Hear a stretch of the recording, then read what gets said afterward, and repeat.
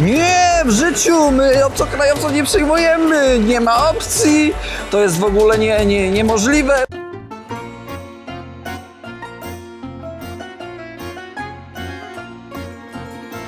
Witam serdecznie w odcinku numer 5. Stali widzowie, którzy oglądali odcinek numer 4, na sam koniec widzieli, że udało mi się znaleźć w internecie hotelik za 36 zł. Zabukowałem, zapłaciłem online, przyszedłem właśnie z tego, co wyszedłem. Okazuje się, pan sprawdził, spojrzał na cenę i mówi: nie, w życiu my obcokrajowców nie przyjmujemy, nie ma opcji, to jest w ogóle niemożliwe, bo tylko Hindusi u nas. Dobra, ja mówię, dzwoń do menadżera. On dzwoni do menadżera, a wiecie, jak on tłumaczy w hindi i czasami niektórzy Hindusi mieszają angielski z hindi. I teraz on tłumaczy: słuchaj, szefie, on zabukował za niecały 1000 rupii ten pokój, czyli za 36-7 zł. Gdzież taka cena, to nie u nas, coś tam. No i szefu powiedział, że nie, za taką cenę to nie ma bata. No i nie przyjęli. Hajs przepadł, no może do obsługi napiszę. Może odzyskam, a może i nie odzyskam. Zobaczymy, ale widzicie, no tutaj nie ma nic pewnego. Trzeba z ulicy wchodzić i z ulicy pytać. Idę do kolejnego. Nie bukuję, nie płacę. Idę z buta, z sandała, wchodzę do środka i pytam. Powiem wam szczerze, że to są właśnie Indie. Nieprzewidywalne, niezorganizowane. Więc zostawcie chociaż wy łapeczkę, komentarz, podajcie odcinek dalej. I ten odcinek, moi drodzy, będzie poświęcony miastu Pune. Szczerze, nie wiem, co tu jeszcze można zobaczyć, ale się dowiem. A wy ze mną. Jedziemy z kolegą straight, kawałeczek do kolejnej miejscówki. No i zobaczymy, czy się uda. Zobaczymy, co z tego będzie. Zobaczcie, mają takie taksometry, ale kolega mówi, że te Maruti niezbyt dobrze działa. Ja uważam, że dobrze działa, no ale mu 50 mu rzucę, bo tyle powiedział, ale uważam, że za dużo. Ale to nic.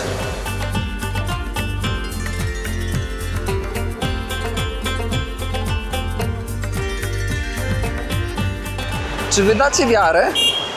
Ten pan on rykszy nie wziął ode mnie pieniędzy. Ale jaja. Od tuk-tuka, przepraszam, nie od rykszy. Ale jaja. Mówię, kurde, weź, to twoja praca. On mówi, nie wezmę.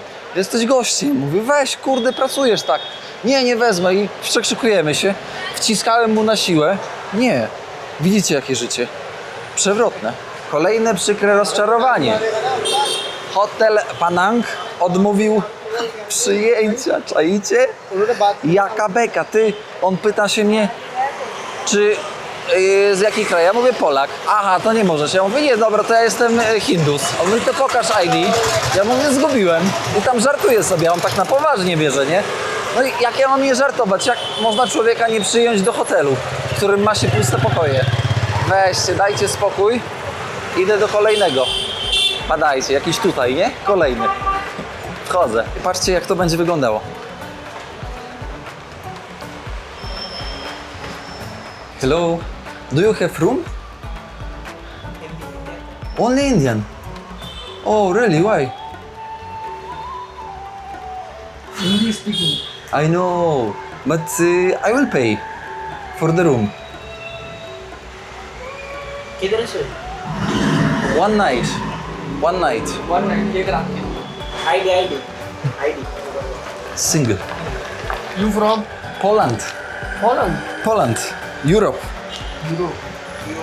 Europe. Europa. Nice. Not nice. No place to sleep. One Mordo, spać się chce. There is visa. There is everything.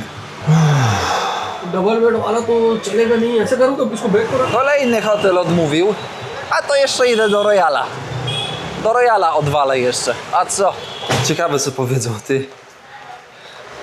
Guzik się nie udało, niestety. Idę jeszcze raz, spróbuję do jednego, tylko tutaj za rogiem. I jak go nie będzie, w sensie jak mnie tam nie przyjmą, pierdzielę. Jadę do hostelu, w którym widać komentarze obcokrajowców. No bo jak inaczej się, wiecie... O kurde, bo jak inaczej ogarnąć, że tam przyjmują czy nie przyjmują. No nie będę łaził przez cały dzień.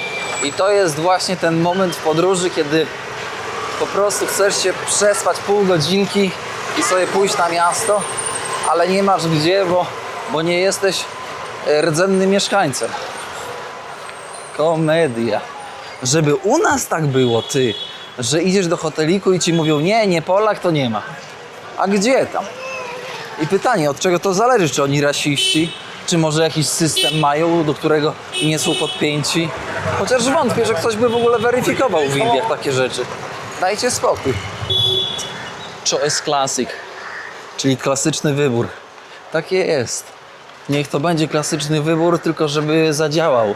Bo jak nie zadziała, to co to jest za wybór? Jakieś blokowiska, ty.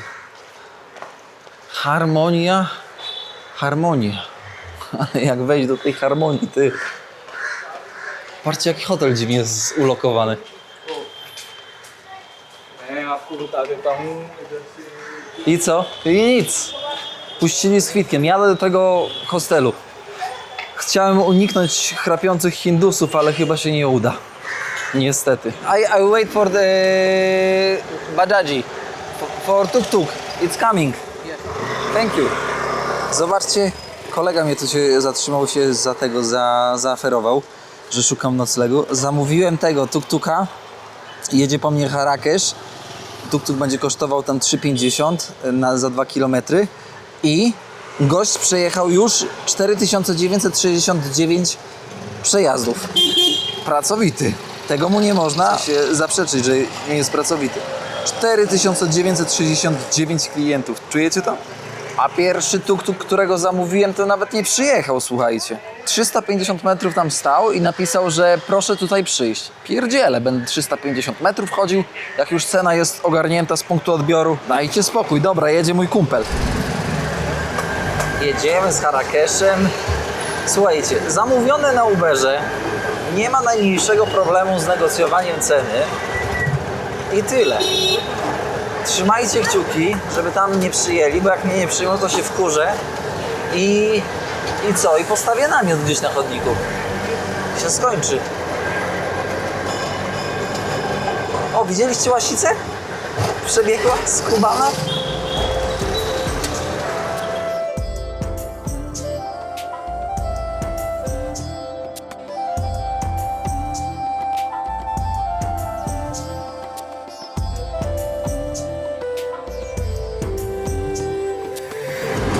Widzicie te namioty? To są domy. Tak, dokładnie. Tutaj mieszkają osoby bezdomne. Mieszkają, żyją, co mogą, sprzedają. Zobaczcie, jak ich jest dużo. Strzelam, że zlikwidowali slums i ci ludzie nie mieliby się podzieć. No bo jakby inaczej. Kolega dowiózł na miejsce. Sprawnie, szybko. I zaraz pójdziemy, sprawdzimy, czy tu mnie przyjmą. Ale powiem wam, że to jest takie głupie. Dlaczego akurat nie przyjmują, wiecie, obcokrajowców? Jaki sens jest mieć hotel w miejscu, wiecie, które nie może dodatkowo zarabiać z turystów? Po co wtedy gałąź turystyki w kraju? Bez sensu. Przecież to jest takie zabijanie, że tak powiem, biznesu od środka. Dobra, udało się złapać nocleg. Powiem wam, że to nie było takie proste. Dolną pryczę jeszcze się udało złapać. No będzie można odpocząć trochę. Tutaj widzę, że coś lata. Ciekawe jest to, że zobaczcie, w tych hotelikach nie chcą przyjąć. O co biega? Może ktoś z was będzie w stanie wyjaśnić, bo to aż jest zadziwiające, tak jak powiedziałem wcześniej. No nic, chwilkę odpocznę i idę pozwiedzam trochę Punę. Słuchajcie, zakwaterowani, ale nie obeszło się bez akcji też. Powiem wam, że... Kurde, czekaj, bo tutaj nie można się, wiecie, pomylić na ulicy. Kurde, dobry jest, dobry. Dobry ten. Zobacz, wchodzisz, na pewniaka wszystko trzeba robić. O, tutaj macie second hand na ulicy, a zaraz wam coś powiem. Zachodzę tam. Nie ogarnąłem, ile kosztuje na internecie. Po prostu z buta wbiłem i pytam. On mówi 700. Ja tak płacąc 600 w Bombaju, myślę sobie, a powiem 600. Ja mówię 600. On mówi okej, no to git, idziemy dalej. Później coś mnie podkusiło, patrzę w internecie, 500. No i myślę sobie, no dobra, pal go 8, zobacz. Chciał już na wejściu troszkę okantować, no bo kurczę, 700 a 500, no to spora różnica. Wbrew pozorom, w cenie. I myślę sobie, pójdę, zapytam, zobaczę, co on powie, kiedy ja mu pokażę cenę na bookingu względem tego, co zapłaciłem. Ale niestety nic się nie udało zdziałać, bo tam, wiecie, tłumaczy jakieś rzeczy i cuda, niewidy, aż ta wiewiórka po prostu z wrażenia nie domaga tam. No nie udało się odzyskać 100 rupii, no ale takie życie. Zobaczcie, no niestety, czy chcemy, czy nie chcemy, w Indiach co jakiś czas ktoś będzie nas chciał, wiecie, przekręcić. Trzeba sprawdzać. I to nie jest tak, że wiecie, tu można w 100% się wyłączyć i powiedzieć sobie, nie, tutaj mnie nikt nie okradnie i będzie spoko. Nie, tutaj tak nie działa. A my teraz idziemy przez taką, zobaczcie, bogatą dzielnicę. O, stare, pokolonialne jeszcze budynki. To jest czyjaś posesja. Tam jest szeryf, który chroni. Taki szeryf zarabia 600 zł, a może i 500, tak zwany watchman. Bardzo często w Afryce na przykład tacy watchmeni, ale tutaj w Indiach tak samo. Oni tutaj pracują, mają tą funkcję watchmana, ale za cholerę oni nie mają wywalone. W sensie, aby przetrwać dzień. A czego tak pędzić na wariata? Te wszystkie wysokie płoty to są ashramy, takie punkty medytacyjne, pozwalające, wiecie, oddać się w 100% myślom, w 100%, nie wiem, boskości, przemyśleniom, oczyszczeniu. Zobaczcie, jak to wszystko jest odgradzane. Tu jest wielki ashram, gdzie się śpi, sekcja noclegowa, a tutaj jest sekcja dzienna, medytacyjna. Temu jest tak dużo obcokrajowców. A widzisz, kierowniku. Tutaj jest park i gość mnie nie wpuścił do parku, bo zobaczył, że mam kamerę. Co to było? Patrzcie na to. Patrzcie na to, jakie tutaj są zasieki, ty. To są prywatne posesje, ale wyglądają tak, jakby tam się kryło jakieś po prostu złoto. Zobaczcie na to. Mur. Pytam gościa na tym, takiego co siedzi tutaj. Pytam, czyje to i czy można wejść? On mówi, nie, tutaj mają prywatny ogród. Nie można tego. Czy to oznacza, że ja nie będę miał wam co pokazać tutaj? No nie mówcie tak. Co tam za ten muzyki? Co to w ogóle za miasto? Jakoś tak dziwnie.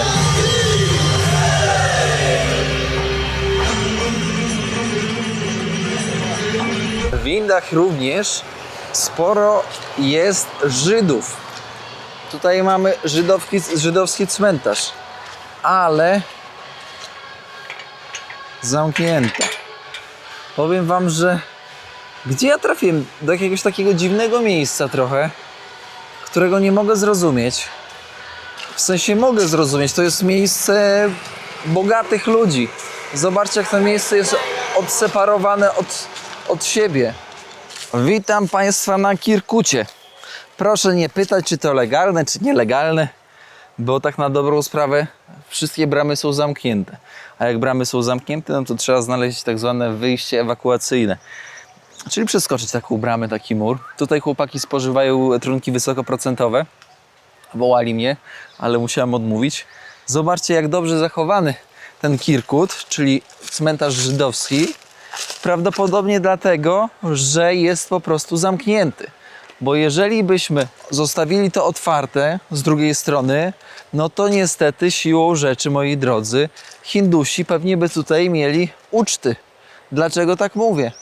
Dlatego, że wszystko dookoła jest pozamykane, poddzielane murami wysokimi z watchmenami, którzy nie wpuszczają. O, tutaj mamy z 2019 roku Moshe Rahmamim. Czy ja wam kiedyś mówiłem, że Żydzi wierzą, że kiedy się umiera, to nie następuje koniec, tylko wierzą w to, że dusza jest nieśmiertelna. Nie nazywają tego miejscem zmarłych, nazywają cmentarz wiecznym odpoczynkiem, w Tutaj mogą być węże, no ale to nic. Co będzie, to będzie. Więc to jest ciekawe, to jest całkowita zmiana perspektywy pojmowania śmierci. Warto również nadmienić, że przez ponad 2000 lat w tych stronach Żydzi mieli totalny spokój. Zero antysemityzmu w ich stronę. A z drugiej jeszcze strony, bo są w ogóle różne typy Żydów, którzy tutaj przybywali. Chodzi o strony, z których przychodzili jako kupcy. Między innymi na przykład z Syrii czy z Bagdadu przychodzili tutaj w celach handlowych, zostawali i zakładali rodziny. Można też powiedzieć, że połowę Mumbaiu zbudowali Żydzi bagdaccy. Więc ta żydowska kultura jest tutaj i żyje. Na macewach, czyli na nagrobkach, obok świętego języka hebrajskiego, zaraz wam pokażę, często można zobaczyć język Marathi. To lokalny język Indii, który widać tutaj na dole tej macewy. To dowód na niesamowitą asymilację, moi drodzy. Ci ludzie modlili się po hebrajsku na co dzień, mówili, pisali, myśleli w lokalnym języku indyjskim. Można powiedzieć, że to jedyne miejsce na świecie, mówię tutaj o Indiach, gdzie judaizm naprawdę przesiąkł kulturą lokalną i tym, co jest w danym miejscu. Ciekawa konkluzja. Hindusi są z jednej strony bardzo otwarci, a z drugiej strony bardzo zamknięci. Bo kiedy na przykład masz Hindusa, który je mięso, to drugi Hindus będzie wkurzony, że je mięso, bo przecież Hindusi są wegetarianami. Albo na przykład je jajka. Są w stanie w takich drobnych rzeczach, jak na przykład, jedzenie jajek, może to ich podzielić. Najzwyczajniej w świecie. A otwartość na taką właśnie kulturę jak zupełnie inna, judaizm, już okej. Idziemy dalej. Muszę teraz wyjść stąd. Wszedł pan tędy, to proszę teraz tędy wyjść. W trybie wolnym, przyspieszonym. Schody indyjskie do nieba. Zobaczcie, tutaj wpłynę chociaż na jakieś osiedle wejdę. Coś tutaj się pokręcę. Dawaj. Jedź motor. Dawaj, kolego. Słuchajcie, to jest przy osiedle w bardzo bogatej dzielnicy, takie lokalne, którego chyba nie udało im się wykosić, przy cmentarzu żydowskim, ale żeby była jasność, społeczności żydowskich tutaj nie ma, akurat na tym osiedlu, tylko pewnie za tymi dużymi murami, ponieważ Żydzi z reguły, very nice, tutaj potato, pomidorki kolega sprzedaje, beautiful. I nie udało ich się, wykosić stąd. Ciekawy, taki malutki slumsik można powiedzieć. Bardzo przyjemny. Ciekawe. Mamo! Kurczaki, zobaczcie. Standardowy sposób, żeby radzić sobie ze śmieciami, czyli spalić śmieci, szanowni państwo. Pięknie. Przejdę tam sobie dalej do torów. Tam są tory. Slumsiki. Namaste. Powiem wam, że jest trochę tutaj pijanych ludzi. Wcześniej trochę... Namaste. Podchodziło do mnie właśnie kilka osób takich pijanych. Hello, how are you? Pięknie.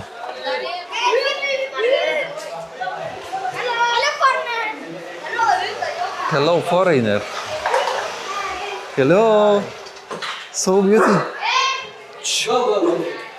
He's inside. No. Okay. Hello. Remove your shoes. Wow. Shoes. Sorry. This side. Okej. Słuchajcie, mają tutaj swoją świątynię. Hello. Zdziwione dziewczyny, że przyszedłem zerknąć. Zobaczcie, tak. Świeczki, kadzidła. Ale jak tu pachnie, jak o to dbają. Moi przewodnicy z Pune. Namaste. Proszę zobaczyć, to jest mały slumsik, ale chcę przejść do końca. To ma w ogóle swój ekosystem. Każdy... This is a patri. O, Patri. Wchodzimy, chłopaki. Tu... Właśnie tutaj. Hey, coming! My dost coming! Przechodzimy.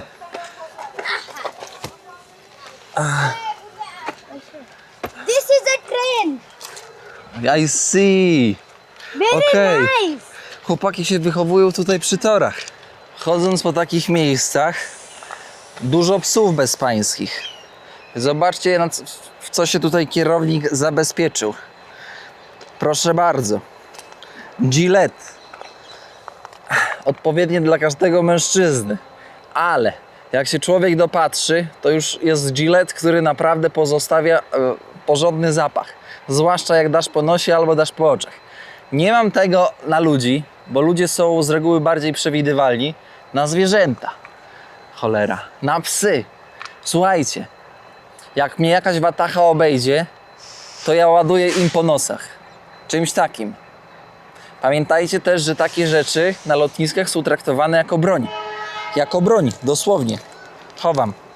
I zawsze jak macie takie rzeczy, to miejcie blisko siebie, pod ręką, tylko otwierasz kieszeń, ciach, puf i poszło. A nie gdzieś schowane w torebkach na dnie. Bo to nie działa po prostu. Przyznam szczerze, że miasto Pune mnie trochę zdezorganizowało. Że tak powiem, rozprogramowało, bo nie mogę pozbierać myśli. W sensie, ale też nie mogłem znaleźć tutaj jakiegoś takiego ciekawego miejsca do zobaczenia.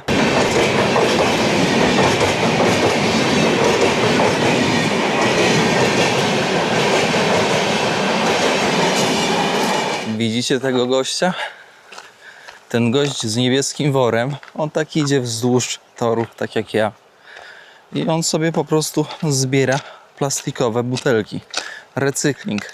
Jedna z niewielu bądź wielu gałęzi zarobkowych dla osób, które potrzebują pieniędzy. Więc jak ktoś na przykład przez okno wyrzuca blisko stacji butelkę, to nie jest to złe, bo później taka osoba jak ten chłopak mogą taką butelkę właśnie podnieść i sobie do wora załadować. Po prostu, nie?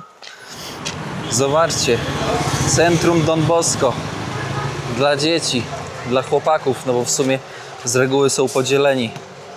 Szkoła, internat to jest chrześcijański przybytek.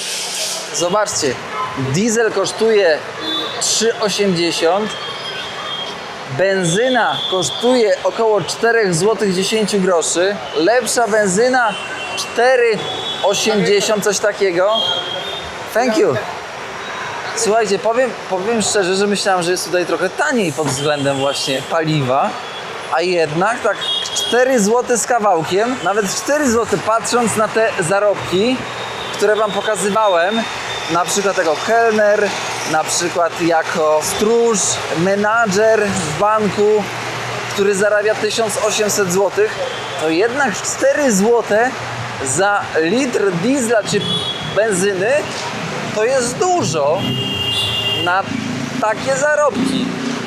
Ale nie powiedzieliśmy konkluzji. Konkluzja jest taka, że na ulicach jest bardzo dużo tuk-tuków albo motorków, które spalają, moi drodzy, 2, 3, może 4 litry na 100 km po mieście. Proszę zobaczyć. Ktoś tu faję pali, bo jakiś popiołek mi spadł. Momo. To nie jest indyjskie danie. To też nie jest nepalskie danie, chociaż w Nepalu sporo tego się serwuje. Tych małych pączuszków na parze. Tybetańskie, moi drodzy. Ja kiedyś tym momo właśnie w Chinach i na wyżynie tybetańskiej to się zajadałem jak świr. Bo były wszędzie. Szybkie do znalezienia, tanie, smaczne. O Jezu, jaki ten sos czerwony jest piekielny. I przepyszne. Ale piekło. O Jezu. Piekło to jest jakieś majonezowate. Tutaj nawet fryteczki można zamówić. Proszę, taka knajpka. Tutaj frytki, jedzenie, a tutaj studia tatuażu. W środku jakieś mięsko z ryżem najprawdopodobniej, z warzywkami jakimiś takimi drobno posiekanymi. Takie zmielone. Ciężko powiedzieć, co to za mięso. Może to boranina, może trochę kurczaka, może jakiś pies wleciał. Nie wiem. Najważniejsze, że smaczne.